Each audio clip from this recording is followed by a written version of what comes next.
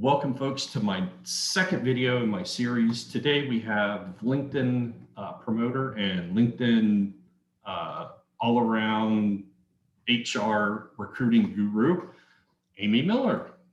And hello. Thanks for having me. Thank you for joining me. I really appreciate you and helping me kick this off. So everybody knows that you are a recruiter for Amazon, but you also have a lot of series videos on different things and different topics.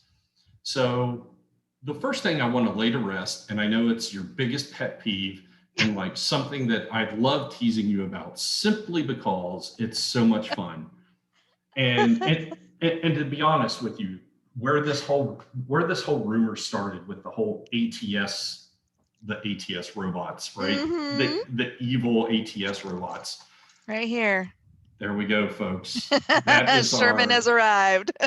Sherman has entered the chat. With me, it began in college. Yeah. And the career development people were like, you need to tune your resume to buzzwords and you need to have key features. In fact, there were whole classes dedicated to filling your resume full of buzzwords that the ATS system, I should now relabel as HAL 4000, if you don't mind. Right. I love it. Let's do it. So, what are you doing, Dave? Exactly. Josh, you submitted your resume. Right. It is not compliant. Shred.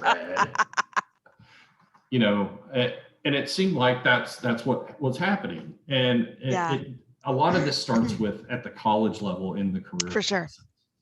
So once and for all, I would like to end HAL 4000's 40-year reign of terror. On our resumes and on our just the whole job at all. And I have a lot to thank you about it because, watching your videos and listening and talking to you, you cleared up a lot of things. Because even today, I was even just like a few months ago when we first started talking, I was still under the impression that, the HAL 4000 ATS system that every company owns, just if you don't have correct words in your resume, it doesn't even go through. It just automatically shreds them. Right. So, and they just disappear like confetti in the wind. Yeah, that's the rumor. Well, and the difficulty here, Josh, as you well know, is that we all kind of look at this through the lens of our own experience, right? So if I personally, as a job seeker, have an experience where I submitted a resume, 5 minutes later it's, rejected, or I never get a call, or one of these things happen, you want to find an answer. You want to like understand, well, what in the heck happened that caused this outcome that I didn't want? And it's so easy to fall into this HAL 4000 trap, right? Because believe me, a lot of people are making a lot of money convincing you it's true. There's, all the coaches and the template creators and the resume writers, and there's good ones out there. We talked about that last week over on the channel, but there's a lot of people who are going to feed that narrative because it benefits them. What I'm trying to do is give, as best I can, because I don't work at every company, I don't have access to every ATS, but as best I can, try to provide, this is generally how it's done. And also, and this is important too, I want to put the responsibility where it belongs, and that's with two people. One, the person who's writing the resume, you have a responsibility to give me the right information and context and supporting data that says I'm good for this job. And then equally important is the recruiter on the other side who's looking at that resume and has a responsibility to look at every single one, look at them through the lens of what is the business problem we're trying to solve here? What is the criteria we've determined is important for this role, and give everyone a fair pass. And so ATSs are no more good or evil as the person who is utilizing it. That's the thing. It is literally, I've said a million times, a digital filing cabinet. I can safely store something in a filing cabinet, or I can knock it over and hit you with it, but that's still an action that I'm personally taking, and recruiters need to take ownership of that. I should hide behind the ATS bot. I really should. I should be like, oh, sorry, I don't know what happened there. Darn ATS. But that's not genuine. And you know me, we've been friends for a few months now. I can't do that with a straight face and actually live with myself. No, but you were very convincing though. So, and to set aside the other, and just as a general question, right? Yeah. ATSs can be all software can be programmed, and all 100%. software can be set up and designed. So it's Yes. really key on the recruiters end and the software end, and for the recruiters to make sure that software has the right requirements, because you can filter resumes through different criteria, correct? For sure. Absolutely. So I think that's where maybe some misconception is coming in, is that some companies for certain positions or certain jobs might have their ATS tied up too tightly, right? Absolutely. It's too stringent to where if me as a candidate, right, I don't have, and I know this was a big issue like back in 2007 to like 2009. A lot of companies really tightened down on their hiring requirements, right? And if you didn't have 90% to 95 to 100%, you were automatically just filtered out of the process. So yeah. I think I just want to make a distinction that people are looking at it, but at the same time, the recruiters and software have to get the filters and the other configurations, I should say, correct, so that they are capturing the broadest but focused positions. Absolutely. And that's, you could not have said it any better, Josh. Like, it really is the responsibility of the user on the back end to make sure that I'm setting the right knockout questions, for example. That was something I used at Microsoft. I haven't used it since, so none of the other two companies I've been at have these, but we did at Microsoft, and it was generally tied to those basic qualifications, which we've talked about before. And it was, do you require sponsorship? Yes or no? Yes was fine, because Microsoft could sponsor, and we did often, so that's fine. But then also, like, do you have X years of experience writing code in a specific language or related language? And so if somebody said no to that, or relocation, this role will sit in Seattle, Washington, are you willing to relocate? If you say no, I mean, are you really going to get mad at me because I didn't then push your resume forward? Like, you basically said you don't want the job. So, that's obviously a broad example, but those are the kinds of things that it's always so interesting to me that job seekers get really angry and want to, blame the recruiter and blame the system and blame the tool. And it's like, we're just trying to optimize everybody's time, including yours. Because do you want to go through an interview process hanging your hat on the hopes that, well, just maybe they'll like me enough to let me work remote, when we literally don't do that? Like, that would be a waste of your time. I don't want to do that. Actually, you brought up a good point, because I actually had that happen to me. I had somebody actually call me about a position, and it was they said remote was applicable, right? They were looking for remote people. Like, maybe. Well, that's what the job description said. Yeah. Until I got into the interview process, and then they go, well, we really want someone to live in DC. And I went, but your job description said it was remote, right? And I just kind of went, yeah. And this is kind of where I come back to, it's not really the recruiter's fault. And and it really comes back, it's not really some things are the recruiters and other parts are my responsibility, right? Sure. So absolutely. One thing I have noticed, and I'm sure you can attest to this, how frustrating it is, are bad job descriptions, right? Oh, yes. Like, bad job descriptions. And you brought up this point earlier, and I want to hit on it real quick. And there's a difference between having required skills, right, and having preferred skills. Absolutely. Yes. So absolutely. While you would, it's a thing that I like I really want this, but I would like that, but that isn't totally necessary. And Right. I think from a job seeker point of view, it can get really frustrating when Absolutely. the two kind of, instead of being here and here, they kind of do this, right? Yeah. It is a filtering mechanism. And I'll tell you what, it's also a function of the market we're in.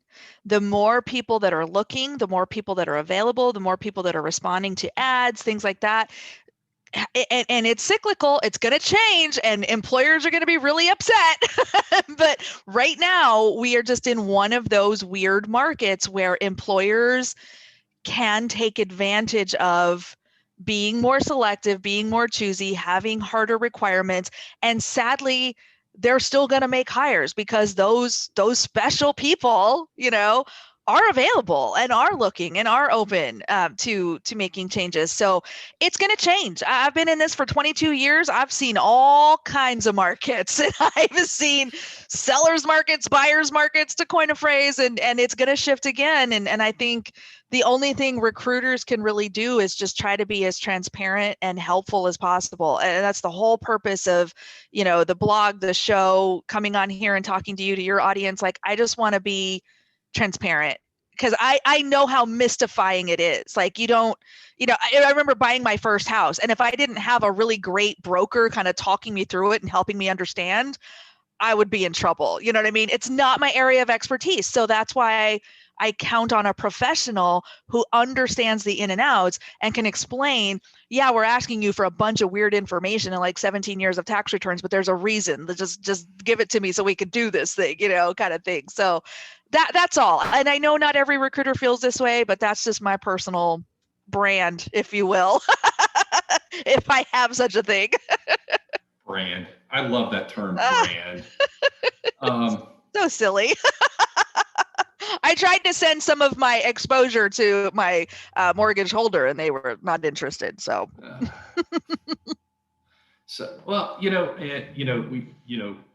and that's another thing.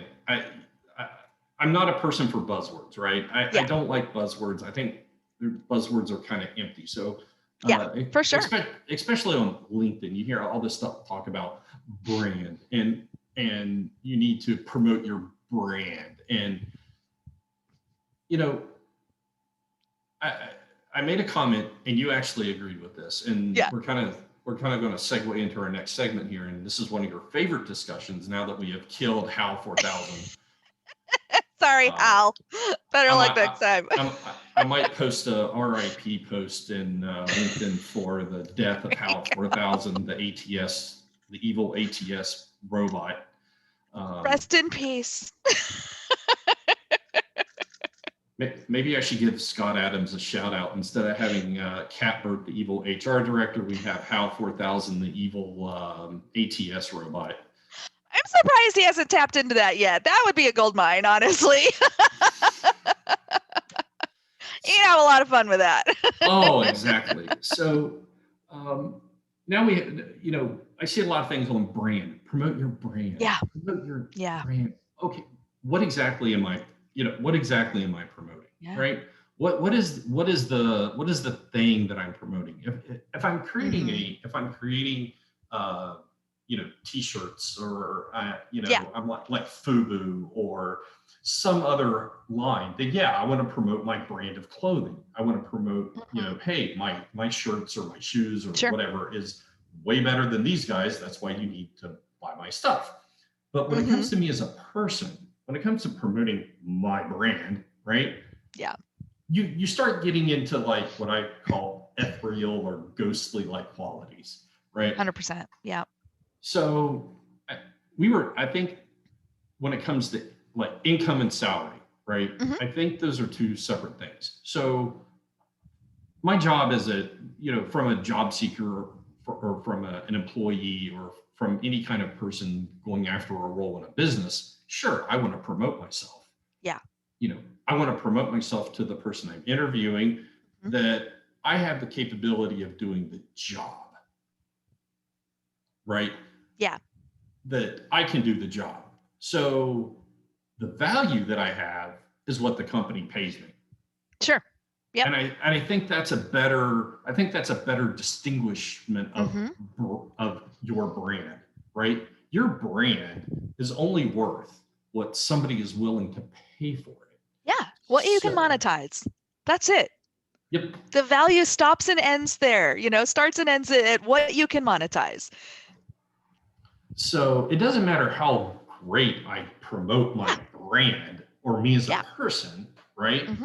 At the end of the day, if I'm going for a job, and just as for instance, the job I'm going for, I can only manage to get $50,000 out of.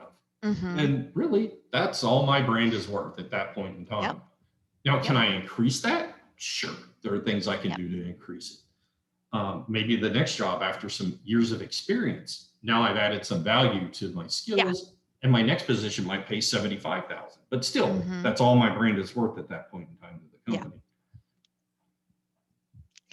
And that's why the like feel good thought leader nonsense makes me so crazy, because, believe me, my employer did not hire me because I have a clever YouTube channel. That was there. In fact, when it came up in my interview, a couple of my interviewers were like, so I read your blog, or hey, I saw this video, and I'm like kind of shrinking into the chair going, oh no, I'm not getting hired, am I?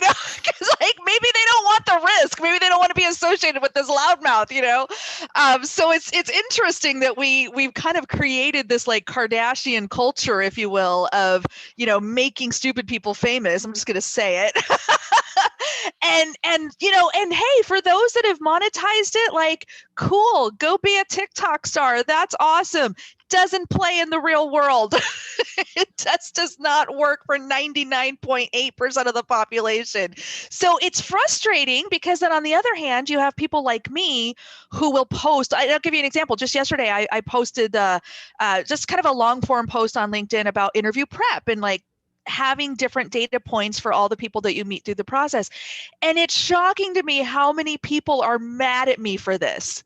Like, I'm even getting DMs, like, you should be, that's process is broken. And why do we have to go through so many interviews? And I'm like, bro, I can help you navigate what is, or I can blow some sunshine up your skirt and make you feel better about your situation. What do you want? Like, one has value to you and the other one is empty, like fluffy nothingness. It's so surprising to me that we focus so much on the brand or the personal, look at all the people who like me.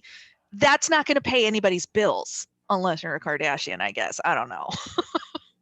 Well, see, here's the quality of that type of stuff, right? So, during the whole COVID thing, right?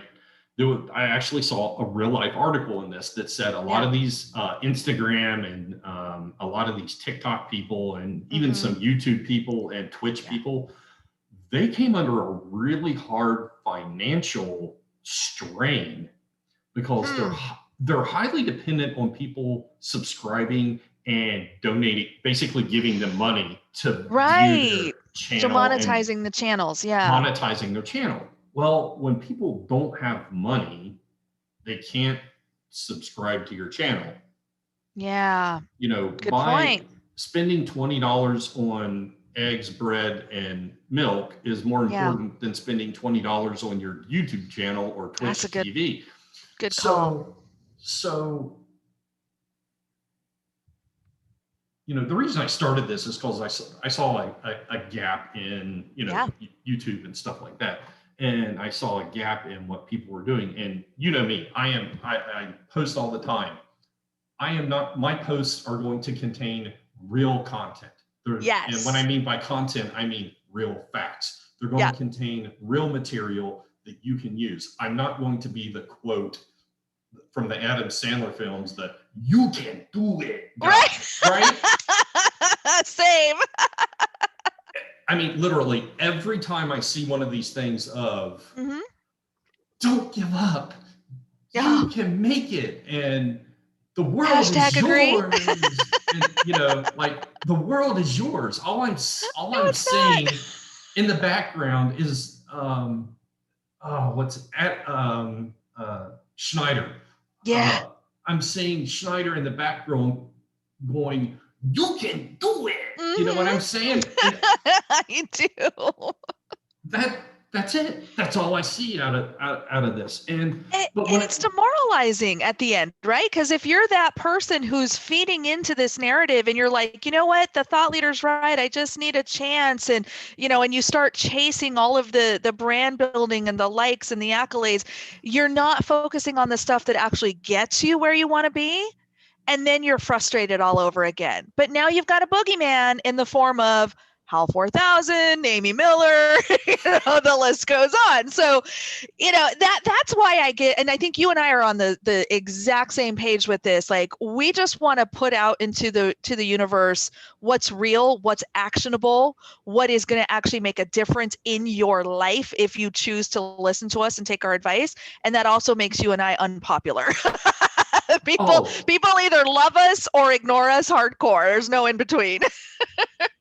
right. And when it comes to, and I've noticed this, and part of the salary discussion too, when it comes up, is a lot of it. And I actually spoke about this, commented on a post you made and some other posts I made about salary ranges, right? Yes. For the past, I would say 20, 30 years, companies have been really, really classified about what they pay their people. Unfortunately for them, we have things called the internet now, and you have things like Indeed, and there's Glassdoor, and there's salary.com, and there's other quote unquote anonymous sources where people can go and kind of post their salary ranges. And the programs themselves take like 10 or 12 people that have posted, and they come up with a salary range for what the person is. And there's industry salary ranges, and me and you have talked about this before, and depending on where you live, et cetera, et cetera. And I think a lot of people, they don't do any research when it comes to their salary, or they don't even have an idea of where they want to be at, and they either ask too much or they ask under, and they don't, and it actually can cost them the position. It absolutely can. I'll tell you, I had a situation not too long ago, not recent, not my current company, but not too long ago, where I was working with a job seeker, and we wanted to make an offer. And, how I roll. I'm very transparent. Like, I'm going to try to make you the best offer up front. I'm going to start our initial conversation with like, hey, here's kind of a minimum you could expect, those kinds of things. And so I held to that, and I did everything that I thought was right and tried to be fair and equitable. And the guy just wouldn't give me nothing to work with. Would not share expectations, would not share any data points about, where he was at or what he was looking for. Not current comp, I don't care about that, but just, kind of mentally where he needed to be to accept an offer. So I went ahead, as I do, and made the best possible offer. I'm like, this is what we feel like is fair. We've taken into consideration your interview feedback. We've looked at, internal equity. We've kind of looked across the board where we think you'll be with, all the other engineering managers, that are in kind of a same level. And, this is what we think. And he came back and said, yeah, I'm going to need 25% more. I'm like, I'm sorry, I'm so confused. What? What? So, what? And he literally, it was like a $500,000 package. We were not cheap by any means. And he's like, no, I'm, I need 25% more. And I've heard 25% a few times, actually. I don't know why people get stuck on that number, but I said, so help me understand. Like, I've tried to be really transparent. We've got levels.fyi, which I personally think is great and fairly accurate for tech people, mostly software. Hardware is a little trickier, but software I think is pretty legit. I'm like, I just don't understand where that number's coming from. So can you help me? Like, how did you get there? And he's like, no, that's my demands. I'm like, so what you're telling me is that you are turning down this offer? Because I just want to be clear, because I got to go report back to, the hiring manager and the comp team and the VP and all these people that are involved. And I just, knowing that this is literally the best offer we're going to make, and a lot of work has gone into building this offer, you're telling me you're declining. Oh, well, no, I didn't say that.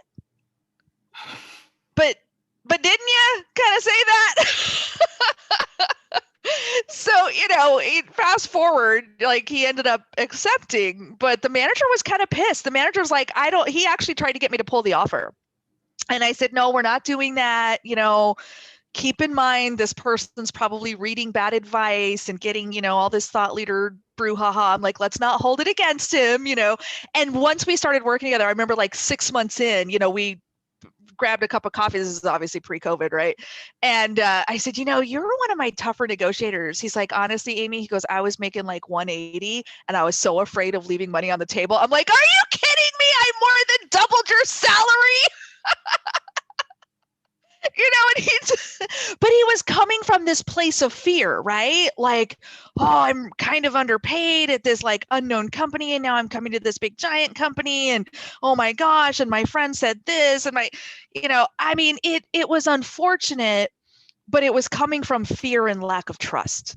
Even though we'd worked together for, it's a lengthy process at that place, so we had like weeks, if not months, of communicating regularly and going through the interview process.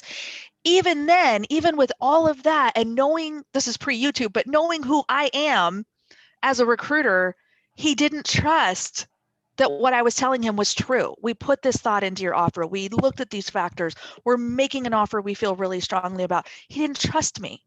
He really thought he was losing by not like putting this silly stake in the ground and holding to it. And if I was not the recruiter that I am, a lesser recruiter, I'm telling you, Josh, a lesser recruiter would have let the hiring manager rescind the offer, and we would have missed out on a great hire. That's the risk. Yeah. There's a difference between, I think, negotiating in good faith and then just trying to 100%. And then just trying to be like, I want to shoot myself in the foot. Yeah. Yeah. Like, give me the data points. And this is something else I've talked about previously. We all have a different lifestyle. Some people put their money into putting their kids in private school. Some drive fancy cars. Some live in big houses. Some take lots of vacations. We all use that income in a way that makes sense for us. And that's fine. You can do whatever you want with it. What you cannot do is dictate the cost of your labor based on the lifestyle that you choose to live. Oh, exactly. I'm not going to pay someone less because they live in an RV and someone more because they have 4 kids. And I say that as a mom of 4 kids. I don't deserve more money than my childless counterparts if we're doing the same work and bringing the same value. Like, that's a choice that I made and, decided to have kids and buy a big house or whatever. So that's always interesting to me when people try to use that lever as a negotiation tool. It's like, it really doesn't matter. I'm not going to reward or penalize you for your life choices. What I am going to do is map your experience, expertise, skills, and what you're bringing to the company to a dollar amount, and we're going to build an offer based on that. It's a hard thing for people. They get really caught up in, well, but my bills are. Doesn't matter. Sorry. This is the offer.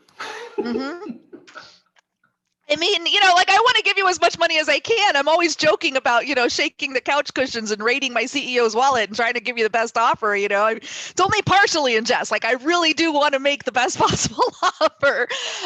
But it's just an interesting, I'm all about the data points, and I'm all about like, hey, I know the industry is saying this. I know the average compensation is that. Yes, bring that, do that research, look at those sites you talked about, talk to your friends. Keep in mind, though, people do lie about the numbers in their lives. How old you are, how much you weigh, how much you make. We are not necessarily truthful in those areas, but within reason. And to your point, these sites that are taking this self-reported data and like putting the algorithm on it and giving you averages, it's good information to have, and you should ground your negotiations in that, not in how you feel, not in your mortgage, and not in what some silly thought leader who's never made an offer is telling you. You can get 25% more. Oh, Lord. I wish I could find the person that started that, because I'm going through my mental like Rolodex and thinking, that guy said it. That guy said it. Oh my gosh, that guy said it. Like, what is the 25% thing? I thought it was 10 to 15%. I thought that was the rule. Well, yeah, I mean, and it depends, right? It depends. Yeah. If uh, usually, in most cases, people will ask what you would, what your Sure. salary expectations are, Yeah. right? And that's what knowing, um, and having some foreknowledge about what the company even pays, right? Mm-hmm. Because Mm-hmm. not all companies are created equal. Absolutely.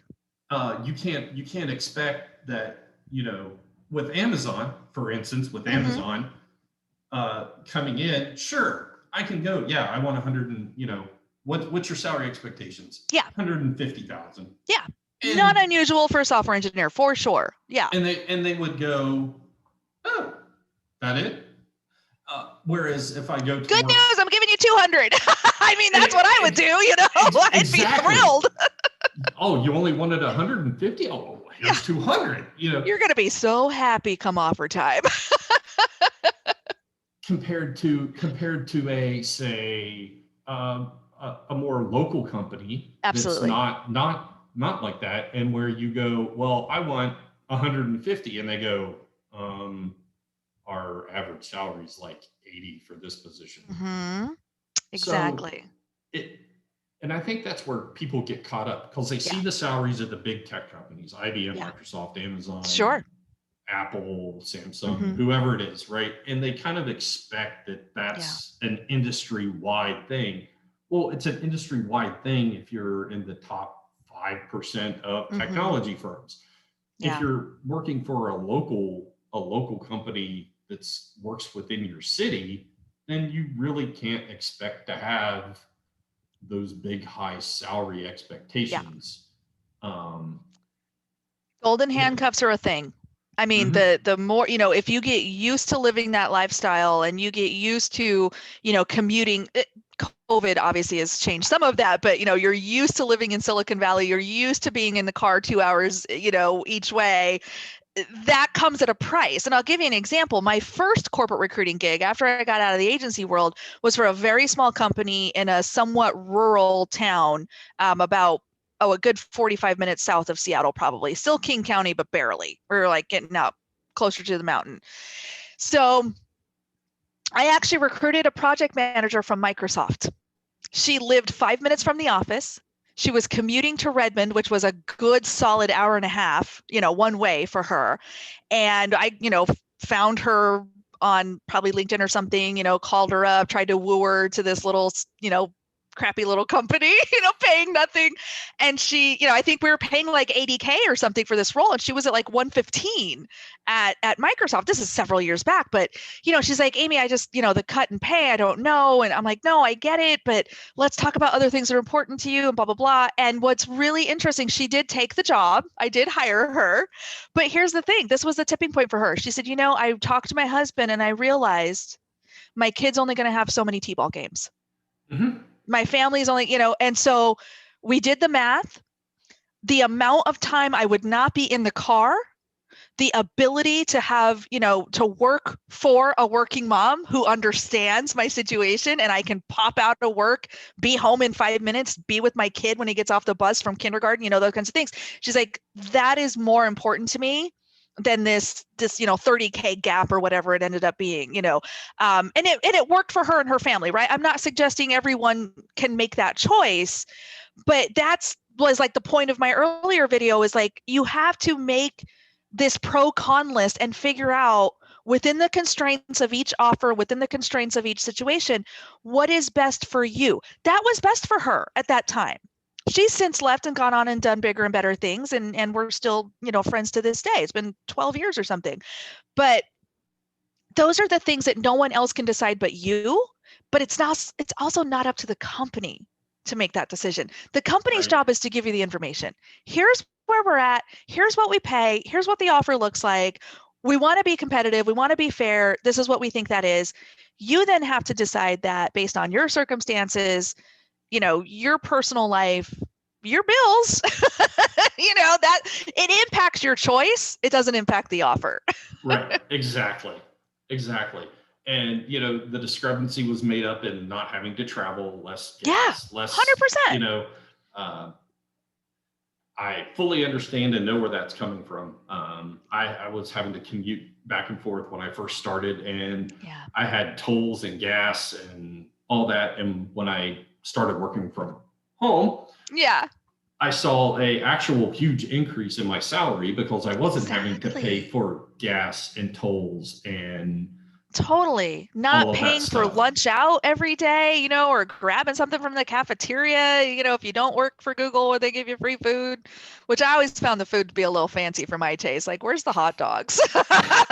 What is this fancy, eggplant dish? I don't eat that. I'm a Midwestern Can I girl. get Give me like a gravy. hamburger and a slice of pizza? Right. Can I have a piece of pizza, please? I eat a lot of salad at Google because I could, load it up with like chicken and cheese and stuff. So but but no, I think that's a really good point. And I can tell you honestly, I avoided my current employer for years because I live in a more rural area. I'm not near Seattle proper, and there was just no way I was making that commute. Like, it's a great company, and Amazon is obviously well known and a top employer in my area, but I could never see myself there because I just wasn't willing to make that commute. I worked on the east side when I was at Microsoft and Google.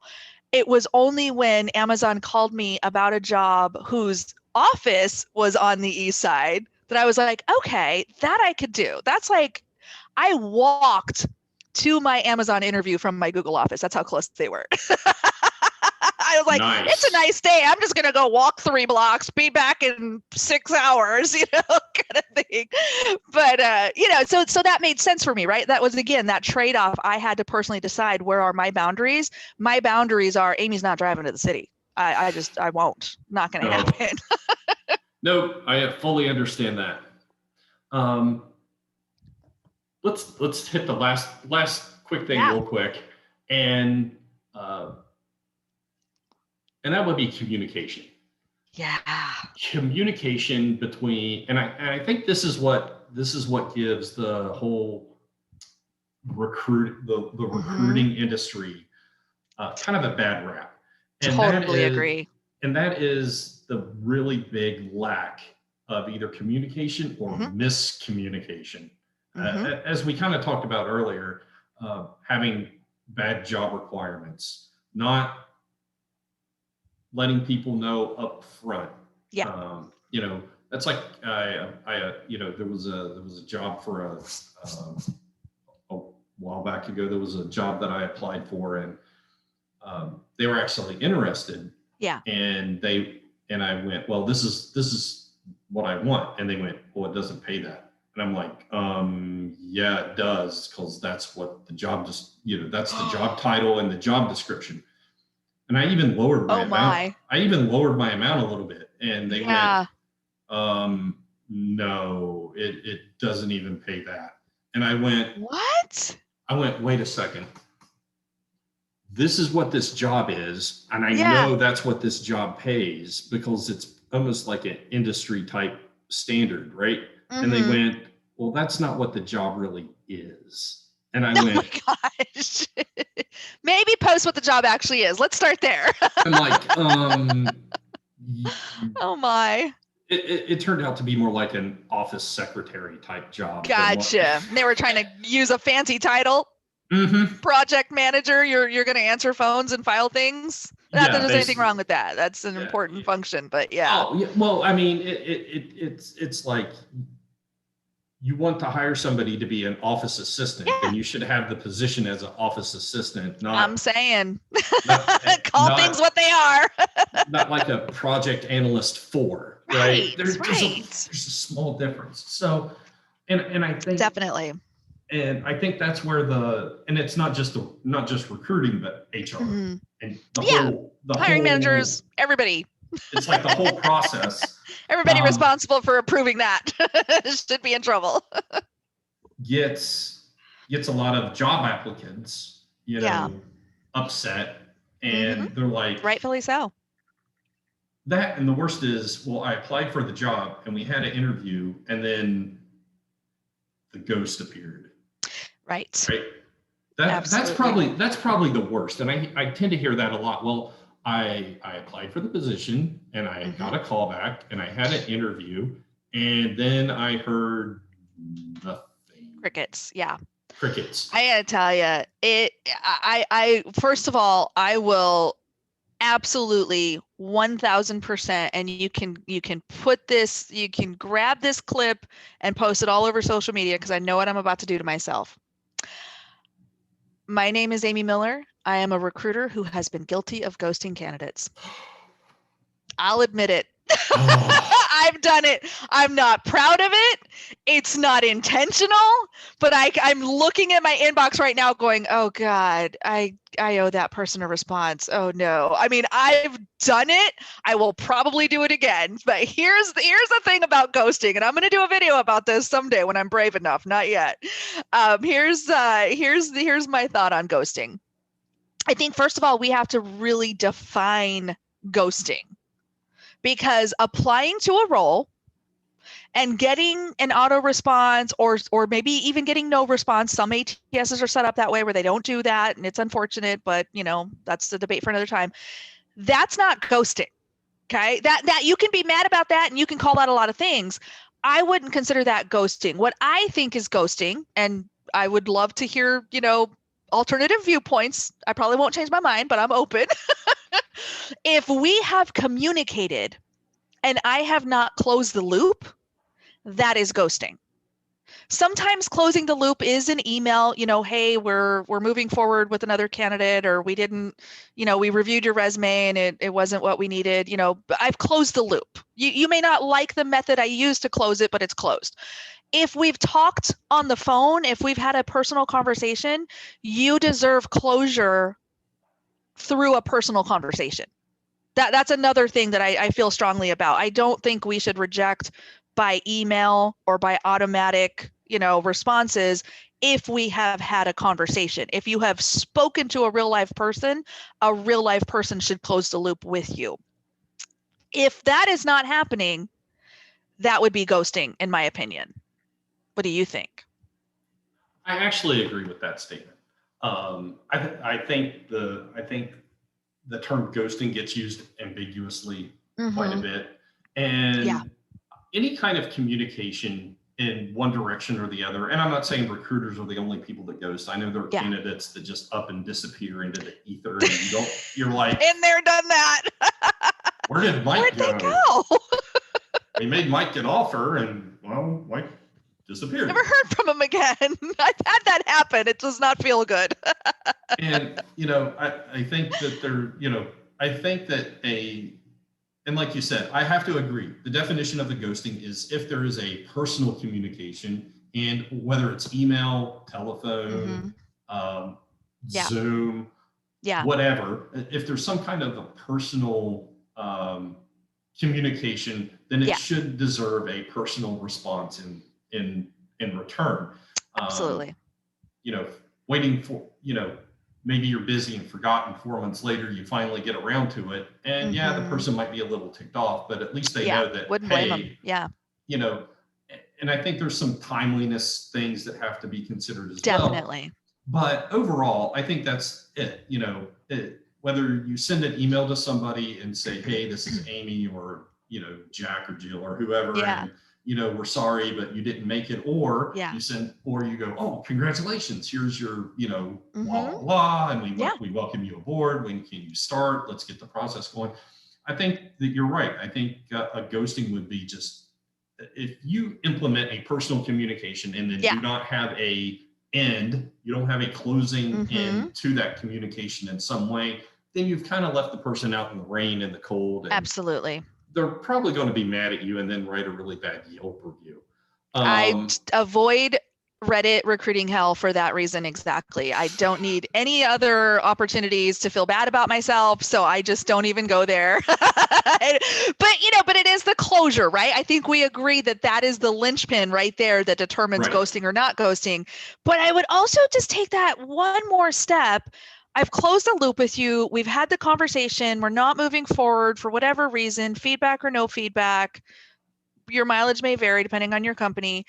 If you then respond to me again with a question or, well, what about this? Or I want to be considered for that. If I don't respond to that, I don't know that that would be fairly called ghosting. I closed the loop with you on whatever we were talking about. You're starting a new conversation, Right. which I may or may not have an answer for, or the opportunity to get back to you. I want to, but we've talked before about my crazy inbox. If I took every 15-minute coffee chat, I'd probably stroke out because I'd have so much caffeine in me, but I would also not get any real work done because I would be just having coffee all day, every day. So, we've got to find a balance, and we've got to make sure we're putting our effort and our time into the right places, but also being really mindful of how the other person is experiencing us. That's, if there's one thing I wish recruiters would take into consideration in all of these interactions. I can't control how you interpret what I say. I can't control how you feel about my information, but I should at least be mindful of my word choice, of my, if we're on video, like my facial features, my nonverbal communication. I should at least be mindful of putting my best self forward, because I don't want to inadvertently insult you or make you feel bad. This is a scary process, and I'm sometimes a scary person because you think I have more power than I really do. I'm really just kind of a slightly influential middle person, but that's a tale for another time.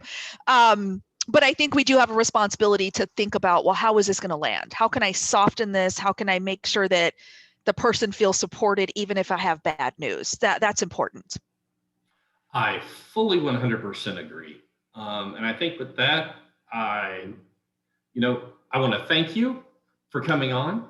I want to thank you for your time that you've probably ran a little bit longer than what I thought. But, as I always say, good discussions run longer than what they should, and bad discussions run longer than, or sorry, good discussions, you don't know how long time has passed. Yeah. Bad discussions, it seems to take a lot longer. So Feels like forever, right? it This feels one like flew forever. by. That's a good discussion. I can't believe we're already, almost an hour in, because it was just two old friends having a chat, as it should be. Very, very enjoyable. Exactly. If you guys haven't seen any of Amy's videos, please check her out on YouTube, check her out on LinkedIn. Please visit Recruiting and Yoga Pants for any kind of merchandise that you would like to buy. I want to thank Amy for her time and coming on, and this has been a great video. So I hope you have a wonderful week.